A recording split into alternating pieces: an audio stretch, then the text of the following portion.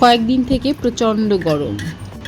2-3 দিন আগে অবশ্য প্রচণ্ড ঝড়ও হয়েছে রেমাল।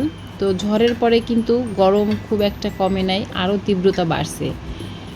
তো এর সাথে তো আসলে আমাদের কিছু করার নাই, ন্যাচারালি এটা আমাদের মেনে নিতেই হবে। তো যাই হোক, এ প্রচণ্ড গরমে ভাবলাম যে আগামীকালকে একটু ডিফারেন্ট কিছু খাবো সকালের নাস্তায়।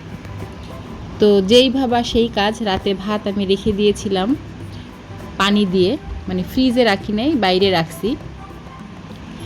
ফ্রিজে ভাত রাখলে ভাতটা শক্ত হয়ে যায়, সেটা কিন্তু নর্মালে আনতে গেলে গরম না দিলে নর্মাল হয় না।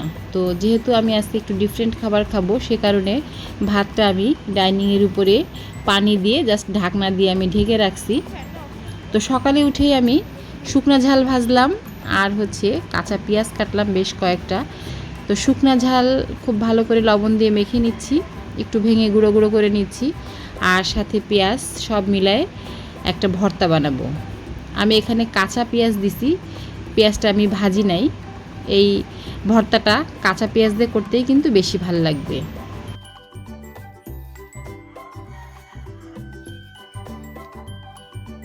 তো যাই হোক, বলতে বলতে কিন্তু আমার জিভে জল চলে আসছে।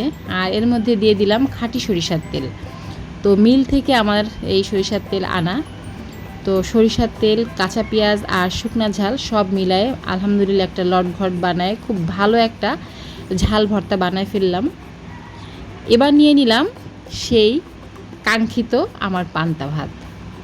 তো আজকে আমি পান্তা ভাত খেতে চাইছি, তো সেই আমি না, শুধু আমার শ্বশুর, আমরা সবাই আজকে পান্তা ভাত খাবো। সেই উদ্দেশ্যে আসলে ভাতে পানি দিয়ে রাখছিলাম রাতে। প্লেটে, মাটির প্লেটে শুকনা ঝাল ভর্তা, ডিম ভাজা, লবণ দিয়ে পান্তা ভাত দিয়ে দারুণ মজা।